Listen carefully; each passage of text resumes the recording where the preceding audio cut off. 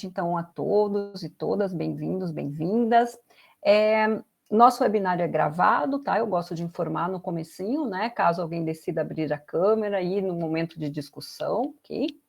Então, o nosso projeto é o Físio Divulgando, iniciativas didáticas para aproximar a fisiologia e a saúde da sociedade. Ele é um projeto do Departamento de Fisiologia do setor de Ciências Biológicas da UFPR. Tá? A nossa equipe conta comigo, Ana Maria, coordenadora. Vocês veem aí no vídeo lá em cima a professora Maíra Vale, quer dizer, lá em cima no meu, né? Que é a nossa vice-coordenadora. Professora Anitta Nishiyama, que faz parte da equipe de docentes também.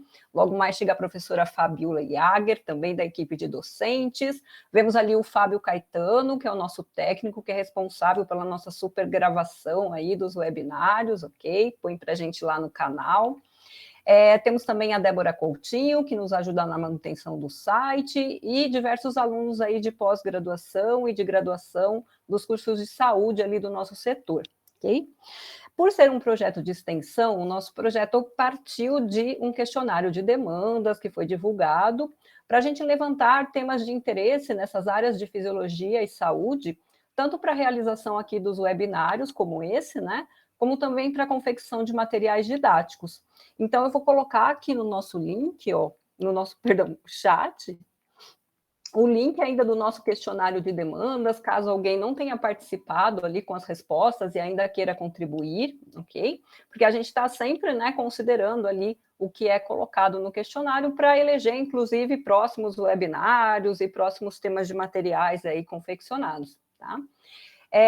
O nosso projeto, né, assim como outros projetos aí de extensão, nesse momento tem sofrido aí algum abalo, né, em função dos diversos cortes de verbas aí que a área científica tem sofrido, tá? Então, a gente gosta de fazer menção aqui no início para vocês, né, para que estejam cientes de que a parte da produção aí, boa parte da produção da universidade em termos de extensão, de ensino, de pesquisa, fica ameaçada a partir disso. É importante a sociedade ter ciência, né, e nos ajudar aí a pressionar os governantes para reverter essa situação, tá? O nosso webinário de hoje normalmente conta com momentos ali da fala do nosso palestrante e a gente está o tempo inteiro recebendo as perguntas de vocês pelo chat, né? Em algum momento, se juntar mais perguntas, a gente combina com ele aí uma pequena interrupção para lê-las aqui, para fazê-las, ok? E aí, mais no final, se alguém quiser também abrir o microfone e conversar mais diretamente, a gente gera um momento para isso, né? A gente vai avisando vocês, tá? A nossa fala de hoje será feita pelo doutorando Álvaro Henrique Bernardo de Lima Silva, ele está ali no vídeo também com vocês. Ele é bacharel em Ciências Biológicas e mestre em Farmacologia pela UFPR. Atualmente é doutorando na área de Neuropsicofarmacologia, no Departamento de Farmacologia também da UFPR, e ele está concluindo o curso de licenciatura em Ciências Biológicas, que tem a ver aí também com o tema, né, que ele vai desenvolver. Desenvolveu estudos pré-clínicos sobre a relação do diabetes mellitus e transtornos de ansiedade, depressão e estresse pós-traumático. E ele tem experiência em divulgação científica, sendo o idealizador da página Neurolab, acho que é do Instagram, né? Muito bem. Então, vamos passar a palavra ali ao Álvaro, já, né, desde o início agradecendo aí pela presença, participação e contribuição dele, ok? Então, um bom webinário aí para todos. Muito obrigado, Ana Maria. Boa noite a todos e a todas. Eu queria começar já agradecendo a professora Ana Maria e a professora Maíra Vale por ter convidado para fazer essa palestra, né? Eu vou compartilhar aqui com vocês já a apresentação, daí vocês me dizem se deu certinho aí.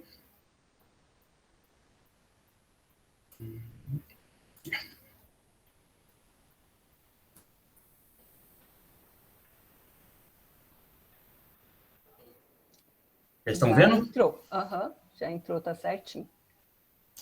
Então, beleza. Então, como a professora disse, né, meu nome é Álvaro Henrique, eu sou biólogo, e vamos conversar hoje um pouco sobre a relação entre a educação e as neurociências, focando nos neuromitos. A ideia, né, a proposta dessa palestra é proveniente do meu trabalho de conclusão do curso da biologia, da licenciatura, né, onde a gente está desenvolvendo uma sequência didática, né, para desconstruir neuromitos na sala de aula, né. E eu queria, né, trazer, além de falar um pouco da proposta que a gente fez no trabalho, né, trazer algumas reflexões e provocações sobre os neuromitos na educação em geral. Eu pretendo não, assim, prolongar muito na exposição, né, para a gente ter um tempinho, e também gostaria de dizer para vocês ficarem à vontade de interromper, caso fique alguma dúvida, né. Então, a relação entre as neurociências e a educação, ela tem se dado de forma mais vertiginosa a partir da década de 1990, que foi considerada a década do cérebro, né. É claro que a gente pode voltar mais no tempo e verificar o interesse pelo cérebro em relação à educação, até mesmo pelos teóricos mais clássicos da educação, como Piaget e Vygotsky, que já consideravam o desenvolvimento cognitivo no processo de ensino-aprendizagem. Mas foi a partir da década de 90, né, que a gente teve um boom do avanço tecnológico e científico que propiciou esse maior interesse do público em geral, dos educadores e pesquisadores. E esse boom, né, provocou, assim, juntamente, em paralelo, né, com os avanços da internet, com a disseminação da internet, os avanços da globalização, um processo chamado de neurofilia. Eu tenho certeza que vocês já devem ter visto alguma dessas relações influenciadas pela neurociência, né, como a neurofísica, a neuropsicologia, a neuroquântica, neuromarketing, neuroeconomia. Então, alguns pesquisadores chamam esse processo de neurofilia pela proliferação, né, desses neurorótulos em diversos campos e áreas de conhecimento. Esse interesse pela neurociência, né, atinge também a educação, chegando a um processo chamado de neuroeducação, que é a junção dos campos de conhecimento, né? E assim como a gente tem essa proliferação imensa, né, é difícil saber exatamente com a internet, exatamente com essa disseminação da informação, né, saber em quais informações confiar ou não confiar, né, e saber distinguir o quão relevante, o quão baseado em evidências essas ramificações estão, né. Então, a gente poderia, só nesse paralelo, fazer aqui uma digressão sobre esse processo. E na educação, né, com essa disseminação, a gente tem o aparecimento de erros conceituais e distorções de trabalhos científicos por esse aumento de informações, né, que são os neuromitos, que podem ser definidos como a reprodução de conceitos errados ou distorcidos sobre o sistema nervoso central. E muitos desses neuromitos, eles ajudam a proliferar preconceitos estruturais e culturais da nossa sociedade, né? O problema em relação aos neuromitos, ele começou a ser identificado lá em 2002 ainda, por um relatório da Organização para a Cooperação e Desenvolvimento Econômico, a OCDE, onde eles já apontavam como preocupante a disseminação dos neuromitos entre professores, né? Então, o uso da neurociência, às vezes de forma simplificada demais, foi adicionada, né, para dar credibilidade, muitas vezes, a reformas curriculares. E, no entanto, muitas vezes, pelo apressamento, né, dessa ideia de transpor o conhecimento da pesquisa neurocientífica para dentro da sala de aula, ocorreram interpretações falhas dos resultados científicos que levaram a uma série de erros conceituais que são os neuromitos. Existem vários exemplos de neuromitos, né? Os estudos mais recentes, eles mapearam, né, a persistência e a prevalência de neuromitos em diversos países e fala-se até em 30, 40 neuromitos disseminados dentro da educação. Eu trouxe aqui alguns poucos exemplos, né, mas, de certa forma, os mais citados, os mais prevalentes, e possivelmente vocês conheçam algum deles, ou até mesmo acredite em algum deles, o que vai gerar uma ideia para a gente debater posteriormente também. Então, um desses neuromitos é a diferença do cérebro entre homens e mulheres. Esse é um neuromito que está muito vinculado à ideia de reproduzir os preconceitos sociais, né? Porque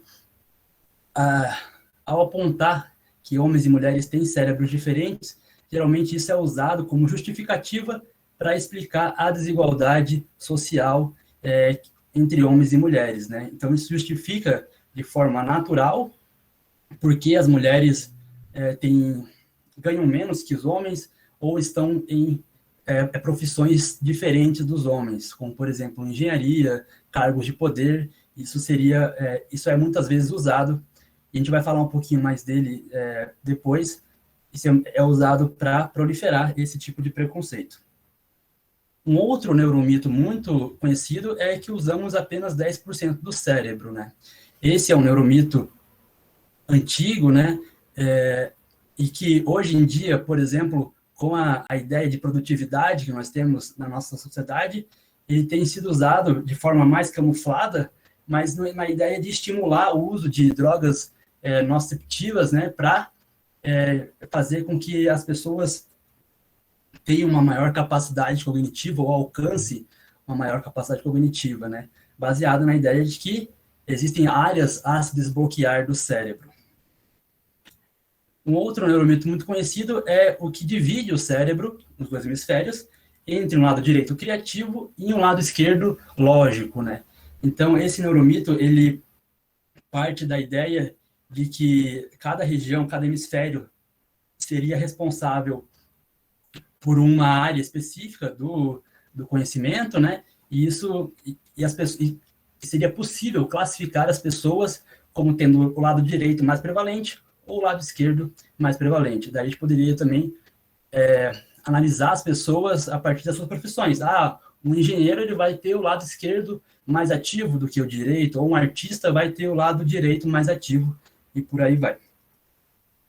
Um outro neuromito também que se propagou nos últimos anos é o da ideia da ginástica cerebral, e que se constitui, por exemplo, em você escovar os dentes com a mão não predominante, amarrar o cadarço com a mão só, vestir a roupa ou tomar banho de olhos fechados. Essas coisas que seria uma ginástica cerebral para desbloquear regiões do cérebro que você não está usando, e essa ginástica, essa atividade proporcionaria um turbinamento do cérebro, né, e das suas capacidades cognitivas. Um neuromito na verdade, o neuromito mais citado pelos professores em sala de aula é o que fala que ensinar de acordo com o ensino de aprendizagem preferido do aluno produz produz um resultado melhor, né, mais satisfatório da aprendizagem. Esses estilos de aprendizagem são, por exemplo, auditivo, visual, sinestésico. Então, a ideia é que adequar o ensino a partir desses estilos para cada aluno geraria o melhor desempenho desses alunos. E uma ideia muito semelhante ao estilo de aprendizagem é o das múltiplas inteligências, que é uma teoria que foi desenvolvida, se eu não me engano, em 1983, pelo Howard Gardner, um psicólogo, e que ele vai estabelecer pelo menos 8 tipos diferentes de inteligência, como a social, a lógica, a matemática, artística, e cada pessoa, então, teriam esses 8 tipos de inteligência, e a gradação entre essas inteligências geraria nos indivíduos uma maior prevalência de uma coisa ou de outra. E também, né, assim como o estilo de aprendizagem, essa ideia de múltipla inteligência transposta para a sala de aula, fala que se a gente ensinar os alunos de acordo com a sua inteligência mais predominante, eles teriam um aprendizado mais efetivo. E aqui é importante falar algo sobre as definições e o entendimento dos neuromitos que eu gostaria que vocês tivessem em mente. Os neuromitos, eles não podem ser considerados, não é o ideal considerá-los necessariamente como certos ou errados, porque muitas das ideias por trás dele, elas têm base científica, né? Elas têm embasamento de alguma evidência. No entanto, o que ocorre é uma distorção desse processo que leva aos erros. É algo muito parecido com as fake news. As fake news, apesar do nome notícias falsas, né, existe também algumas definições de fake news mais complexas que vão levar em consideração a elaboração dos fatos, né? Então, existe uma verdade e o que acontece é a distorção daquela verdade para ser propagada de forma distorcida. E um exemplo exatamente é as múltiplas inteligências, que a teoria do Howard Gardner, ela tem um pressuposto muito interessante e válido a ser discutido, né? E até revolucionário para a época, pois ela levou a uma mudança de pensamento sobre a inteligência. O que a gente tinha antes, que eram as medições através do QI, que então estabeleciam que a inteligência era a medição do QI, e o QI é muito mais lógico matemático. Então vai um cara e fala que não, que é possível a gente abranger as inteligências de forma mais complexa. Então traz essa teoria mais abrangente. E o que acontece na distorção dessa teoria, que se torna um neuromito, então, e o próprio autor da teoria, né, já veio a público falar que que não é possível fazer a transposição direta para a sala de aula e que não há embasamento de evidências para sustentar que o ensino, a partir da teoria que ele criou, seria mais efetivo para os alunos.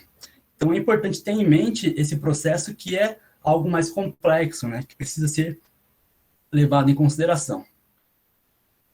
Dado esses problemas, né, a gente precisa, então, pensar em algumas coisas para combater esses neuromitos, né? Então, eu acho que existem 3 contextos que a gente precisa abordar nessas ideias. Um contexto mais social, geral, né, que é alfabetizar cientificamente a população, que a gente sabe que é pouco alfabetizada no pensamento científico. A própria pandemia nos mostra isso, né, com diversas crenças que surgiram a partir de fake news.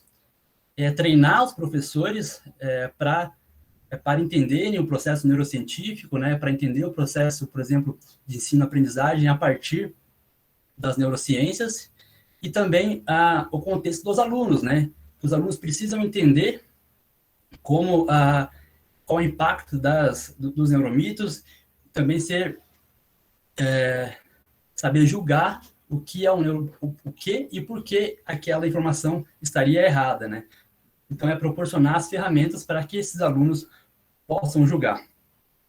A ideia aqui hoje é falar um pouco mais da perspectiva da sala de aula no sentido dos alunos, né? Propor uma ideia para essa abordagem, mas eu queria falar rapidamente do contexto dos professores. A ideia de treinar os professores com cursos, palestras, ou a ideia de fazer uma formação continuada, né, que já existe para os professores baseadas em neurociência. Então, o que esses professores poderiam aprender, né? O professor poderia aprender sobre memória, sobre como acontece o processo de aprendizagem dentro do cérebro. A gente poderia falar sobre potenciais de ação, sinapses, neurônios, e o professor teria uma bagagem do conhecimento neurocientífico. Mas a questão é, será que conhecer como o cérebro funciona seria o suficiente para esses professores não propagarem os neuromitos? Será que a gente consegue fazer essa relação direta entre uma coisa e outra? E esse questionamento, ele, na verdade, ele ocorre porque, na verdade, alguns estudos já têm mostrado que, apesar do treino em neurociências reduzir, né, a crença nos neuromitos, eles não vão eliminar esses neuromitos dos professores. Os professores vão continuam acreditando em alguns neuromitos, mesmo apesar do treino, ou apesar da formação mais específica nas neurociências, o que é algo preocupante. Então, a gente precisaria repensar em que tipo de abordagem a gente precisaria fazer com os professores para desconstruir também esses neuromitos em relação a eles, né? Então, alguns estudos para exemplificar esse processo, né, mostram esse fator, né? Esse estudo de 2012, por exemplo, em que avaliou mais de 240 professores do ensino médio e ensino fundamental e médio, aqui acho que, se não me engano, foi do Reino Unido e da Holanda, esses professores que eram interessados em neurociência da aprendizagem. Então, eles tiveram que responder uma série de questões e afirmações sobre o cérebro, e contendo, então, pelo menos 15 neuromitos entre essas afirmações. E o que foi encontrado a partir dessa pesquisa foi que os professores ainda acreditaram em quase metade dos neuromitos apresentados. Então, eram professores interessados em neurociências que ainda acreditavam nos neuromitos. Esse trabalho é de 2012. Essa revisão sistemática de 2021 analisou 24 trabalhos de 2012 a 2020 e também analisou a persistência e a prevalência dos neuromitos em diversos países e em diversas culturas, né? Eles relatam aqui vários neuromitos, né? Mas eu queria destacar os três mais presentes para vocês, né? Que é exatamente o primeiro, que os indivíduos aprendem melhor quando recebem informações em seu estilo de aprendizagem preferido, que as diferenças de dominância hemisférica entre cérebro esquerdo e cérebro direito podem ajudar a explicar as diferenças individuais entre os alunos. Então, aquela ideia do cérebro da divisão hemisférica, né, é muito prevalente nos professores também. E a ideia clássica de que nós usamos apenas 10% do cérebro também é uma ideia muito recorrente. Aqui nesse meio, existem ainda também, né, vários outros neuromitos, né, muitos deles, alguns do que eu já falei no começo, né, e outros vários que são mais específicos, dependendo da cultura e dependendo da região. O fato é que a gente precisa, então, entender que essa persistência e essa prevalência dos neuromitos nos professores precisa ser analisada e repensada, porque são eles que vão levar o conhecimento para os alunos, né? Então, se esses professores acabam acreditando nesses neuromitos, eles vão acabar reproduzindo esses neuromitos dentro da sala de aula e, consequentemente, vai haver uma confusão ali entre o que é ensinado para os alunos. Agora, entrando na ideia de como desconstruir os neuromitos em relação aos alunos, né, a nossa ideia é promover uma sequência didática para discutir os processos científicos, seus viés sociais e combater esses neuromitos. A partir de 5 aulas, focando em alunos do primeiro ano do ensino médio e abordando em cada uma das aulas um tema específico. A gente usou, para construir essa sequência didática, a metodologia dos 3 momentos pedagógicos, né, que é uma metodologia que tem sido muito utilizada para o ensino de ciências e que é muito baseada na educação crítica de Paulo Freire, né, e dialógica. E esses 3 momentos, eles são divididos, primeiramente, na produção inicial, onde o professor vai buscar conhecer o estudante, né, investigar, por meio de algumas perguntas, o nível de conhecimento prévio do estudante sobre determinado assunto. Posteriormente, o professor, na mesma aula, o professor vai organizar esses conhecimentos, então ele vai fazer um link com aquelas perguntas, com as provocações iniciais, para, então, conceituar o problema e trazer alguma compreensão sobre o tema abordado. E, ao final, o professor consegue fazer uma espécie de avaliação sobre se o aluno modificou a sua percepção que ele tinha lá no início da aula, né, e como isso aconteceu, para julgar se a prática foi efetiva ou não. Então, pensando nessa construção, a gente vai abordar, nas 5 aulas, né, a gente vai abordar o neuromito na primeira aula, de diferença entre cérebro de homens e mulheres. Na segunda, na verdade, na terceira aula, porque a gente vai propõe fazer 2 aulas sobre a diferença do cérebro entre homens e mulheres, dada a complexidade e a importância desse neuromito, principalmente para as meninas em sala de aula, a gente vai falar um pouquinho mais dele. Depois faremos também uma aula específica para desconstruir o neuromito das 10% que usamos apenas 10% do nosso cérebro. Um outro neuromito que a gente vai abordar é a ideia do lado esquerdo lógico e lado direito criativo. E uma última aula, que seria a aula de formando caçadores de neuromitos, né? Que é, na verdade, a proposta de dar para os alunos, né, as ferramentas metodológicas, científicas, para que eles possam usá-las para julgarem os outros vários neuromitos, ou fake news, ou erros conceituais que eles possam vir a ver, né, na internet ou mesmo na sala de aula.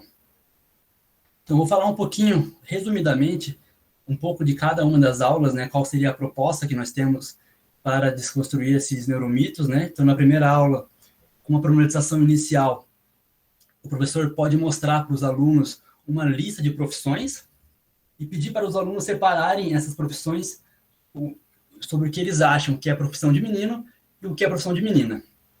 E a partir dessa separação, né, o professor pode trazer alguns questionamentos, como, por exemplo, por que eles acham que essas profissões seriam de menino ou menina, se existe alguma profissão inadequada para uma menina ou para um menino, e se existe algum problema na divisão que eles fizeram. Para estimular essa reflexão sobre as ideias que já vêm necessariamente com eles, né?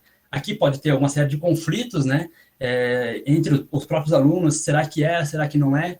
Mas a ideia é exatamente trazer essa carga cultural e social para que eles demonstrem isso, né? E a partir disso, o professor pode falar das origens do mito, né, conceituar, falar que esse, na verdade, é um neuromito, que não existe diferenças entre cérebro de homens e mulheres, e explicar mais profundamente a questão. Então, a origem desse neuromito, ela data mais ou menos do final do século XIX, em 1895, o psicólogo Gustave Le Bon usava um cefalômetro portátil para declarar que as mulheres representavam as formas mais inferiores da evolução humana.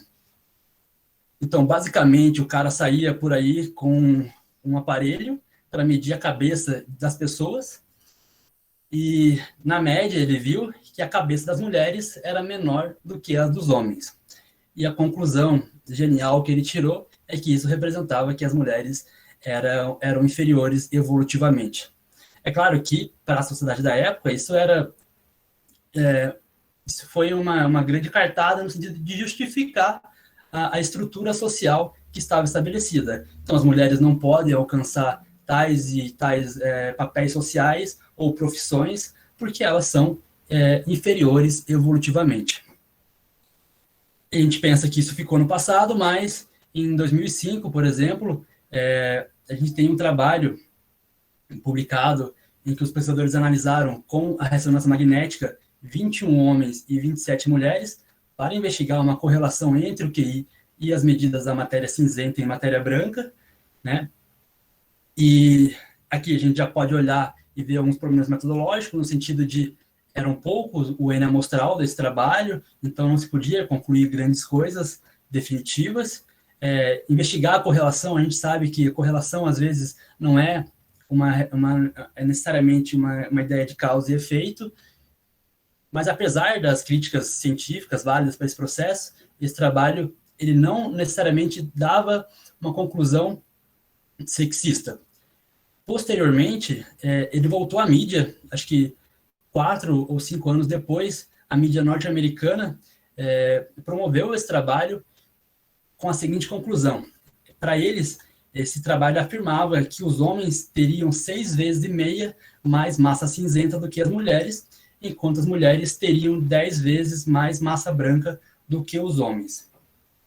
E a partir dessa conclusão, eles elaboravam uma perspectiva que explicava o porquê, essa definição, essa conclusão explicava por que os homens eram mais lógicos e matemáticos, enquanto as mulheres seriam mais multitarefas, mais empáticas, devido a essa proporção diferente entre massa cinzenta e massa branca, ou seja, uma conclusão exatamente fora da ideia do artigo.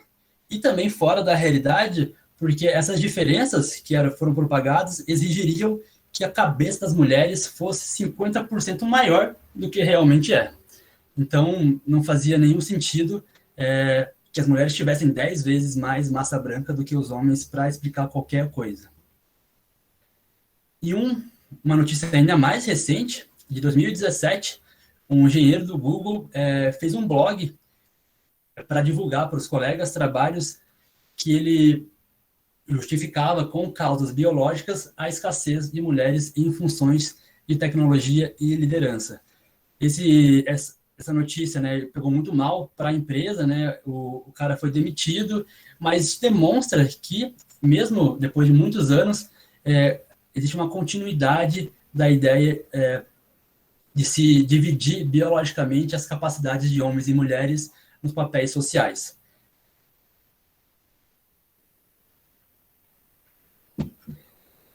Mais recentemente, né, a gente tem uma série de cientistas tentando combater esse neuromito da diferença de cérebro entre homens e mulheres, tanto no aspecto social, cultural, quanto no aspecto científico, né?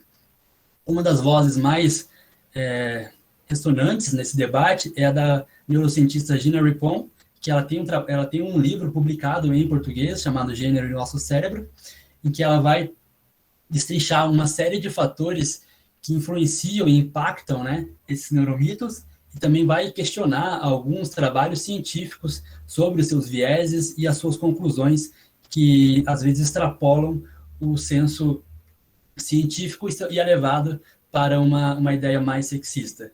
E ela conclui, né, desse processo, que é enganoso atribuir qualquer diferença de comportamento, habilidades, conquistas ou personalidade à posse de um cérebro feminino ou masculino.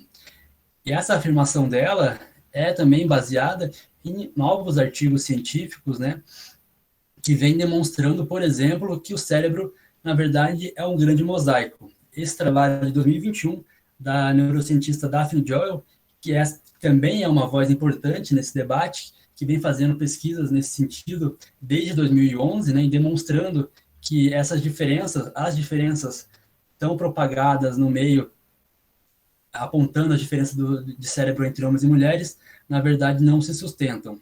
Em uma fala dela, né, ela diz que não há nenhuma região em nossas amostras que revele uma clara distinção entre uma forma masculina e uma forma feminina, ou seja, que se apresente de forma evidente apenas nos homens ou apenas nas mulheres. Na realidade, há um alto grau de superposição entre homens e mulheres em todas as regiões estudadas.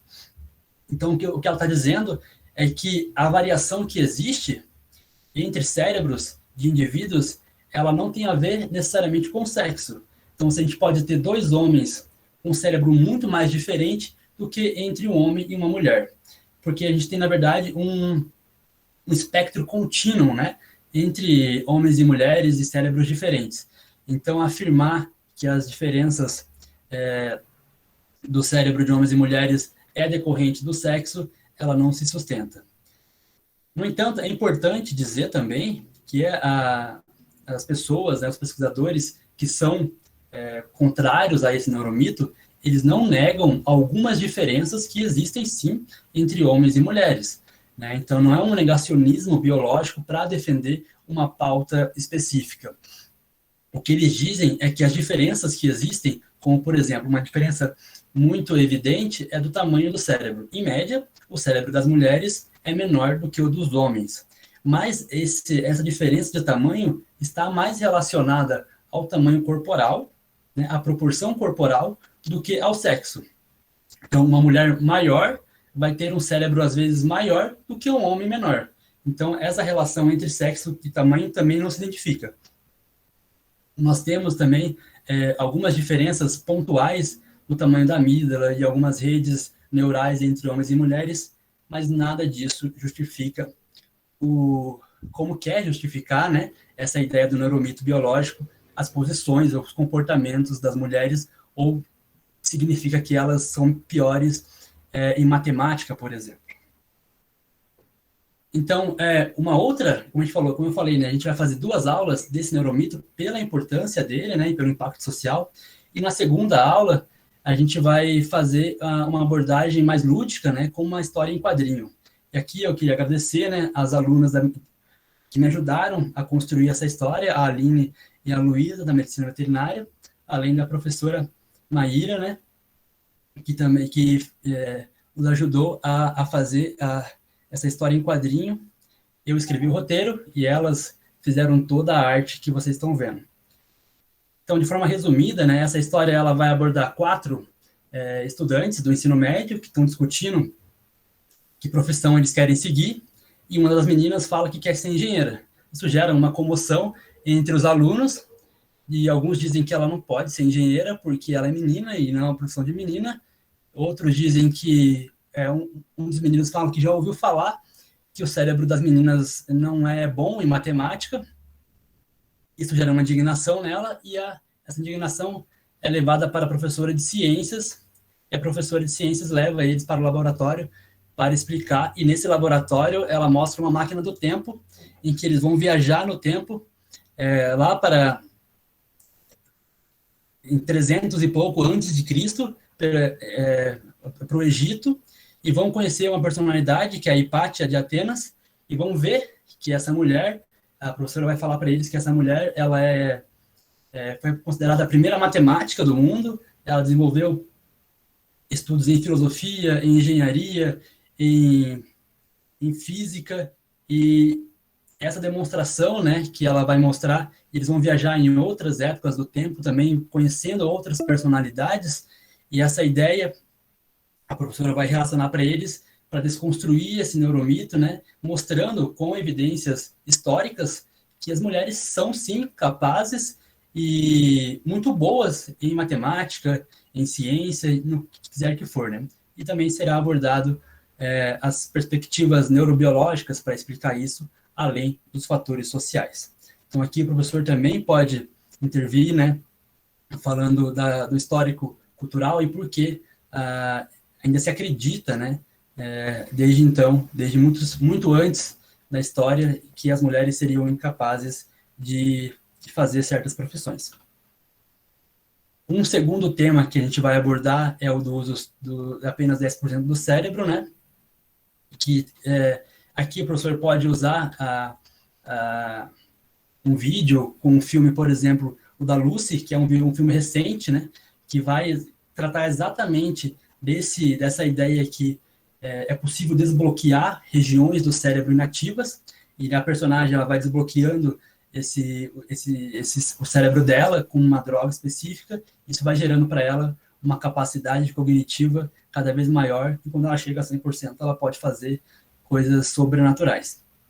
Então, a partir de um trecho desse filme, um resumo, o professor pode questionar os alunos sobre se é possível realmente usar 100% do cérebro, se existe algum medicamento que o drogue pode aumentar a capacidade cognitiva, e se nós usamos apenas 10% do cérebro, né?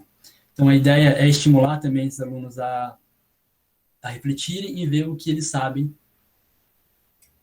o que eles acham previamente. E a desconstrução desse neuromito pode partir de motivos evolutivos e fisiológicos. O professor pode falar para os alunos a partir de uma perspectiva evolutiva que não faria sentido a gente ter 90% do cérebro inativo, né? E que isso já teria sido selecionado pela natureza, e porque o cérebro gasta muita energia para se manter do jeito que ele é, né? Então, se a gente gasta cerca de 25% de oxigênio, de energia para manter esse cérebro, manter 90% inativo não faria sentido evolutivo. E a partir disso também demonstrar e discutir esse processo. Uma outra abordagem ao final, né, o professor pode fazer um jogo em que relaciona o tamanho do cérebro e o número de neurônios, para os alunos associarem algumas imagens de animais que eles achem que tem um número de neurônios maior, de acordo com o tamanho do cérebro, e questioná-los, né, se o tamanho do cérebro importa para a inteligência, e quanto maior o cérebro, será que o animal é mais inteligente, e trazer alguns exemplos, como do elefante, do rato, do ser humano, que tem cérebros muito diferentes, quantidade de neurônios diferentes também. O elefante tem muito mais neurônio do que o ser humano, no entanto, a capacidade cognitiva dos elefantes não se compara aos seres humanos, e daí a gente pode discutir por quê, né? Um outro neuromito que a gente vai abordar do lado esquerdo, lógico, do lado direito criativo, né? Nesse caso, o professor pode trazer algumas imagens também de artistas, músicos, pintores e outros profissionais, como engenheiros, médicos, cientistas, pedir para os alunos também classificarem o que eles acham que seriam profissões mais criativas e mais lógicas, né? E a partir dessa classificação dos alunos, perguntar se o cérebro dos artistas, por exemplo, seria diferente dos outros profissionais. E será que os artistas usam mais um lado do que o outro do cérebro? E por que o cérebro seria dividido ao meio, né? Será que essa divisão ela tem algum papel fundamental no funcionamento do cérebro, né? E Daí aqui, né, desenvolver a ideia, a gente pode ter exemplos mais variados, históricos também, demonstrando que essa relação entre as duas áreas do cérebro são importantes, por mais que a gente tenha algumas regiões mais específicas de funcionamento, né? O córtex pré-frontal é mais, é mais prevalente para o uso do raciocínio lógico matemático, mas sem a amígdala, sem o hipocampo, o córtex pré-frontal também não funciona direito. Então, demonstrar para os alunos que, apesar de algumas regiões terem especificidade, a ideia é que o cérebro trabalha em conjunto, e não separadamente, né? E que tanto artistas quanto profissionais que trabalham, por exemplo, engenheiros, precisam de ideias lógicas e criativas, né?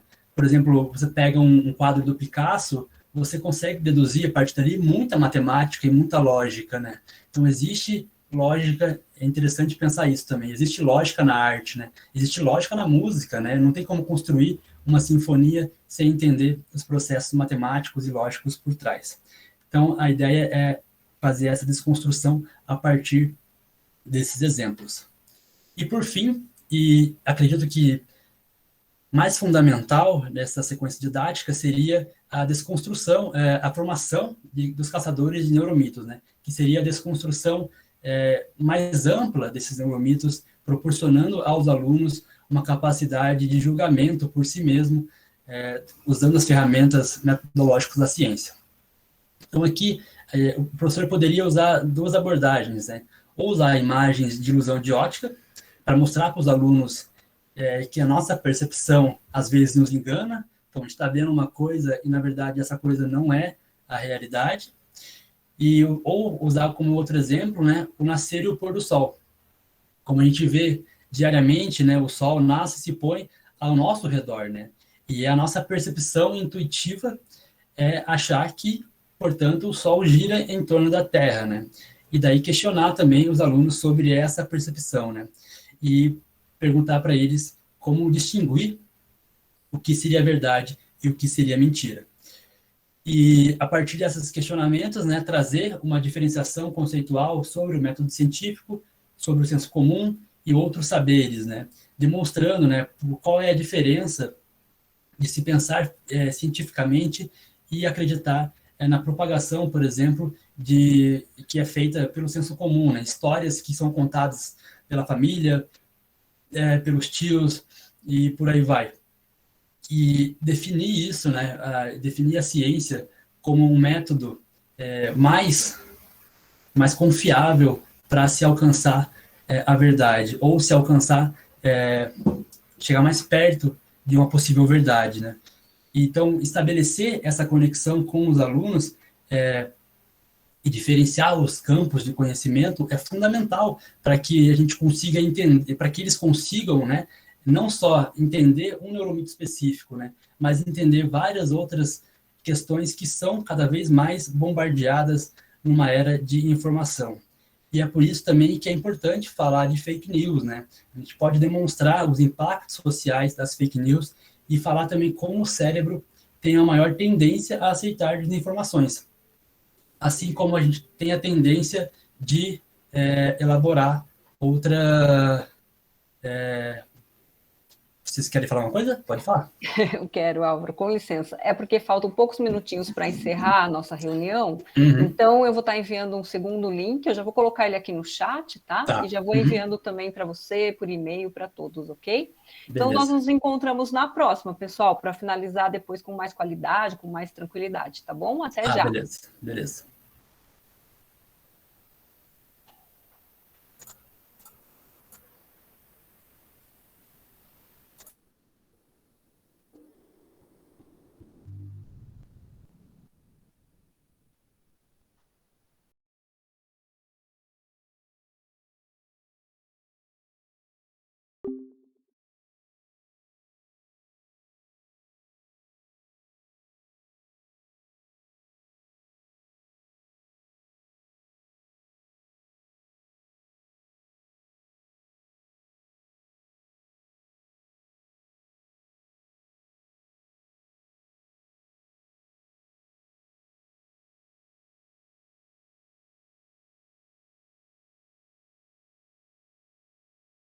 Já já damos sequência aqui.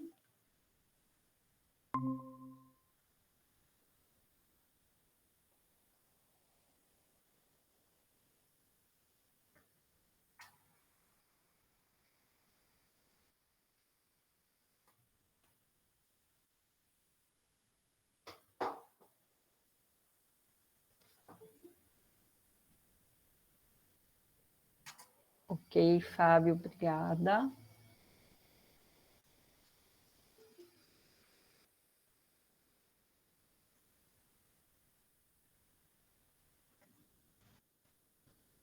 Muito bem, retomando, então. Vou compartilhar aqui. Tá. Enquanto o pessoal vai voltando, né? Sim.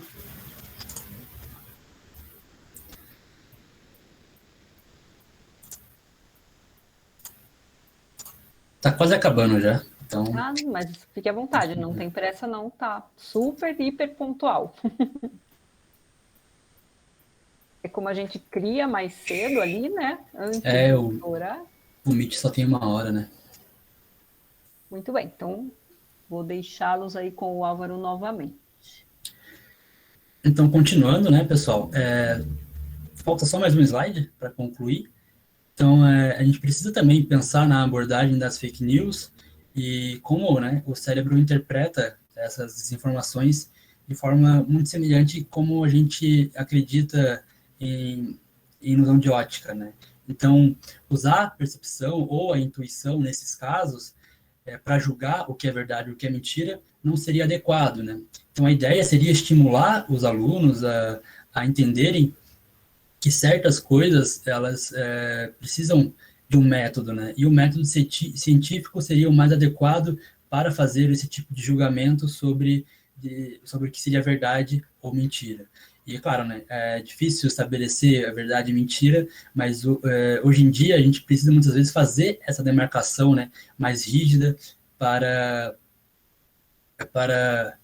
prevalecer o conhecimento científico em relação à propagação do excesso de informação, né? Assim, é possível, né, a gente pensar também que existe um diálogo entre as neurociências e a educação que está no início e que precisa ser fortalecido cada vez mais, né, para desmistificar os neuromitos, para retirar muitos dos erros que são transmitidos, né, tanto tanto para a sociedade, quanto para os alunos, quanto as crenças dos professores. E nesse sentido, muitos pesquisadores falam que esse diálogo ele precisa ser com otimismo cauteloso, né? Então a gente, tanto professores quanto neurocientistas precisam olhar para as suas pesquisas e de forma mais imparcial, no sentido de não criar uma euforia injustificada, né? A gente não dá para simplesmente pegar um trabalho super interessante de saído esse ano e tentar achar que consegue, que é possível transpor diretamente esse conhecimento para a sala de aula. Então é preciso olhar os conhecimentos produzidos de forma mais cautelosa, né? Porque esse processo ele vai ocorrer e tem ocorrido mais a longo prazo, né? Então a gente tem aí 30 anos do boom, né, das neurociências, né, desse encontro possível com a educação, e desde então a gente tem trabalhado e vai continuar trabalhando para aproximar as duas áreas. Uma dessas aproximações, uma das áreas que vai ajudar também nessa aproximação é, sem dúvida, a psicologia, né, por a gente conseguir ter um olhar do processo de aprendizagem a partir de um olhar dos processos psicológicos também, que vão ajudar a fazer essa transposição.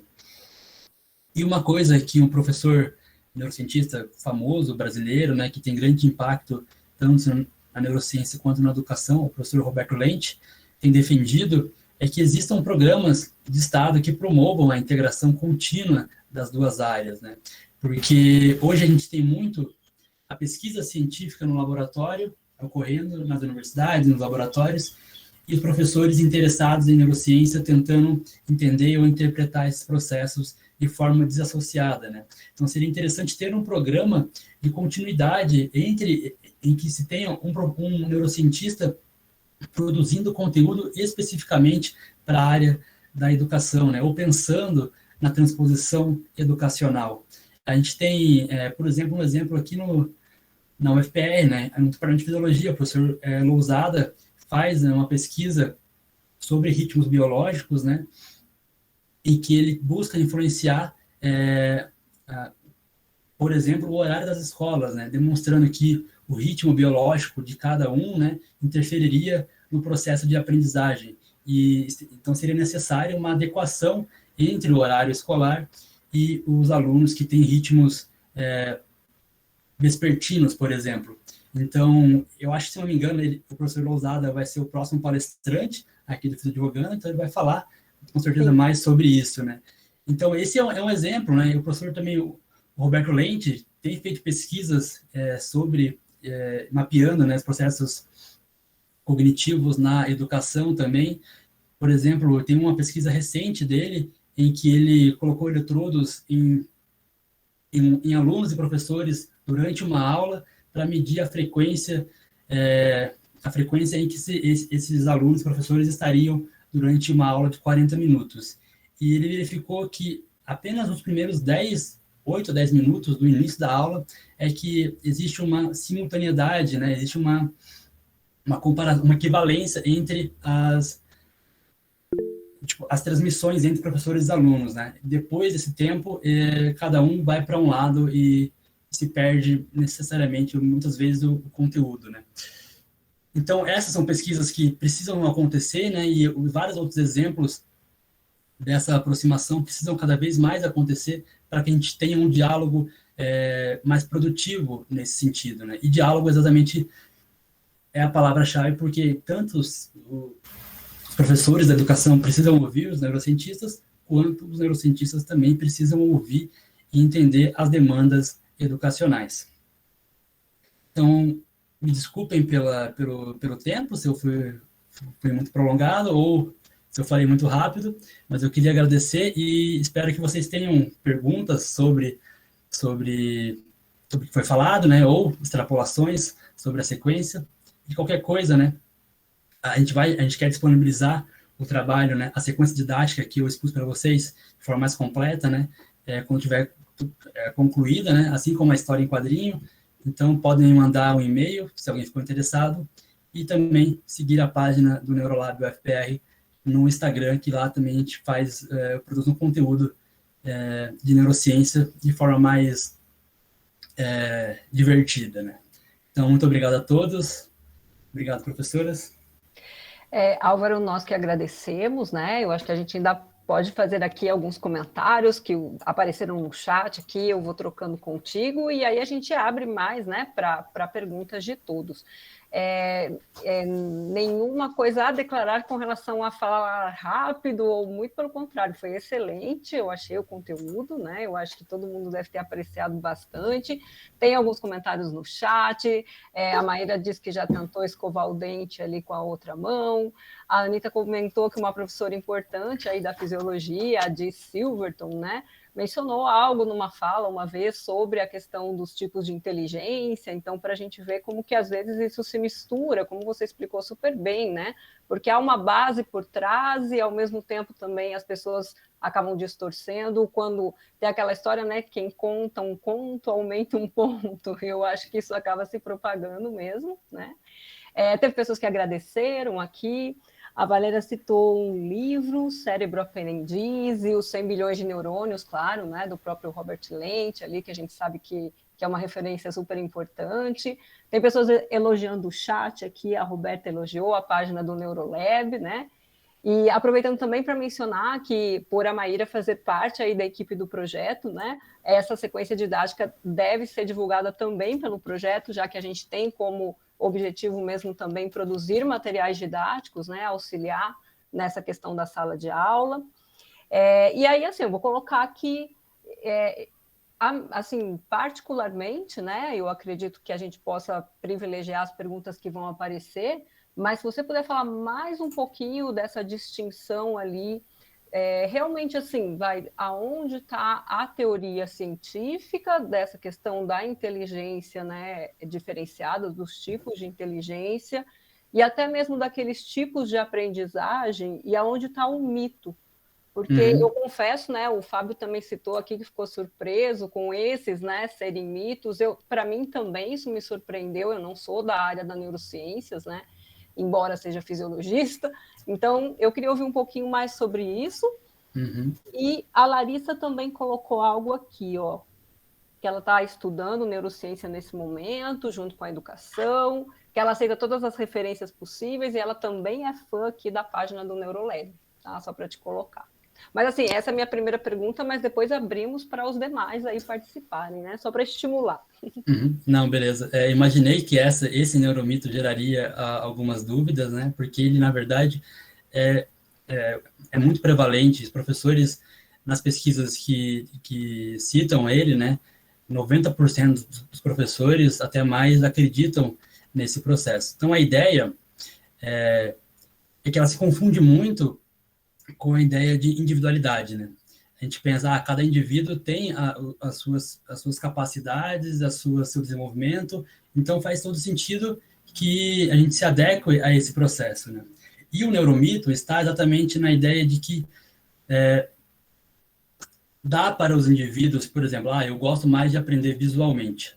Então, ele vai aprender tudo visualmente, ele vai ser bom em aprender tudo visualmente. O que os estudos têm mostrado é que mesmo aqueles indivíduos que aprendem, que gostam de aprender visualmente, eles não se beneficiam mais do aprendizado visual do que os outros.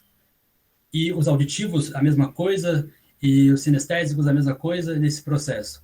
Então, a ideia é que, na verdade, por exemplo, quando você vai ensinar matemática, é muito mais fácil ensinar matemática visualmente, para todos. Não só para quem gosta de aprender visualmente. Então, um aprendizado diversificado, na verdade, ele beneficia a média de todos os alunos. Então, você não precisa destinar exatamente um aprendizado individual para aquele aluno que gosta de aprender daquele jeito. Ele vai se beneficiar de outros estilos, de outros métodos de aprendizagem, dependendo do tema em que você está ensinando. Então, na hora de ensinar um idioma, por exemplo, você não vai ensinar visualmente só. Você vai ter que usar o áudio, você vai ter que usar outros recursos. Então, é nesse processo que se torna um mito achar que adequar os estilos para cada aluno, né, geraria uma aprendizagem melhor ou um desempenho melhor desse aluno. O que tem se visto é que não acontece esse processo. Eu acho que os alunos vão ficar tristes também, porque às vezes eles falam isso para a gente, né? Professora, que eu estava te ouvindo, mas eu prefiro aprender vendo, né? Eles acabam jogando para nós também. Não é que a gente não tem que diversificar as formas de acesso, eu sou totalmente favorável, né? Mas é que acaba somando com isso que você está trazendo, né? Como é que vai perpetuando de um lado e do outro aí tudo. A Tati Madai comentou aqui que já ouviu muito sobre a questão dos 10% do cérebro, né? E acho que do chat são esses comentários. Maíra, pode falar, se alguém mais quiser colocar algo, está aberto aqui. Tem uma pergunta aqui em cima, ó, Quer ver? Sumiu, a pessoa estava perguntando. Raíssa, agora eu fiquei curiosa, por que o cérebro é dividido ao meio? Tem uma explicação? A especialização do cérebro dividido ao meio, eu não lembro exatamente evolutivamente se existe alguma explicação definitiva, né, sobre esse processo, porque muitas vezes é o que é na biologia, né, e a gente tenta entender os porquês, né. O porquê, né, geralmente é uma pergunta que a gente não consegue responder muito, mas a gente tem essa comunicação entre os dois hemisférios através do corpo caloso, né, e que eles fazem contato total ali entre um hemisfério e outro. Existem também estudos, na verdade, estudos onde foi retirada metade do cérebro de uma pessoa e ela conseguia viver normalmente até certo ponto, porque um lado compensaria a ausência de outro, né? Mas a explicação exata eu não me lembro, se existe exatamente uma explicação. As professoras podem me corrigir também se tiver essa explicação. É aquela coisa, né? Não sei porquê, não sei como, só sei que foi assim. Mas é evolução, né, gente? Evolução, assim, trouxe algum benefício, igual por que a gente tem olhos, 2 olhos e não um só? Os olhos é mais fácil, né? Porque dá uma visão mais panorâmica. Mas trouxe algum benefício evolutivamente e ficou, né? Meio isso. Eu também não conheço uma justificativa específica, não. Eu não sou, né, exatamente da neurociência, mas realmente também não conheço. Mais alguém, pessoal? Alguém quer colocar alguma coisa? Não fiquem tímidos e tímidas, podem abrir o microfone, se quiserem falar algo aí para o Álvaro.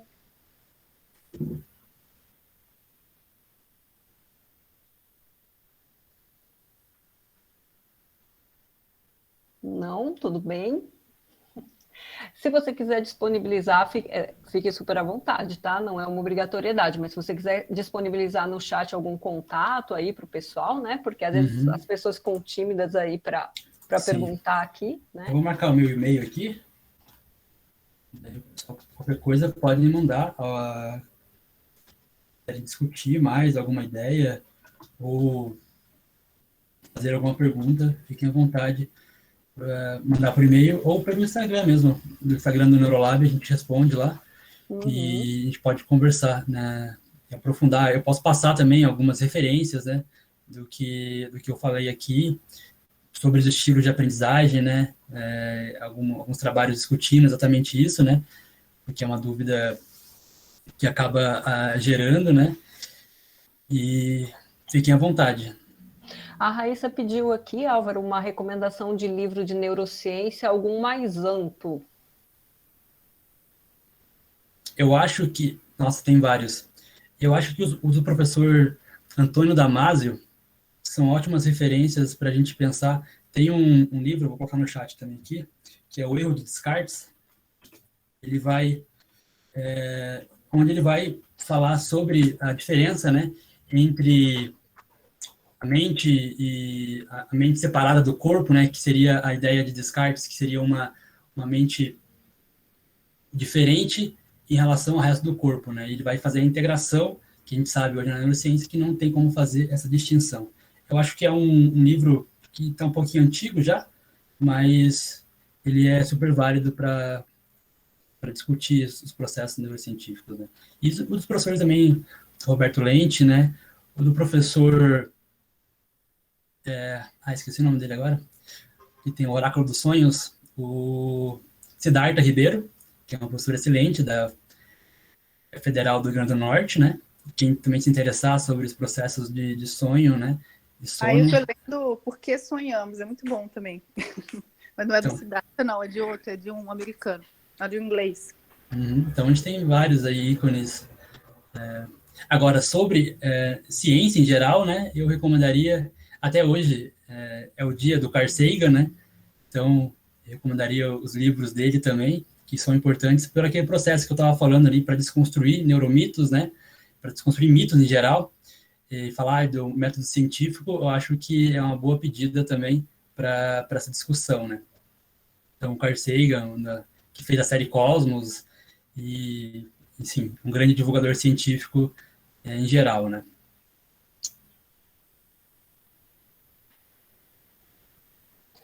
Muito bem, então, eu acho que você trouxe uma mensagem super importante, né, da consciência que a gente tem que ter na divulgação das ideias mesmo, né, e hoje em dia isso perpassa muito a questão das fake news, né, porque esse cuidado para realmente aprofundar os estudos, eu achei muito importante também a colocação de que, às vezes, a gente até vê um trabalho científico, né, mas às vezes ele está trazendo um conteúdo muito novo, então será que outros trabalhos vão realmente atestar aquilo, né? Será que a médio e longo prazo essa ideia se solidifica mesmo? Então eu acho que esse também é um cuidado bem importante, né?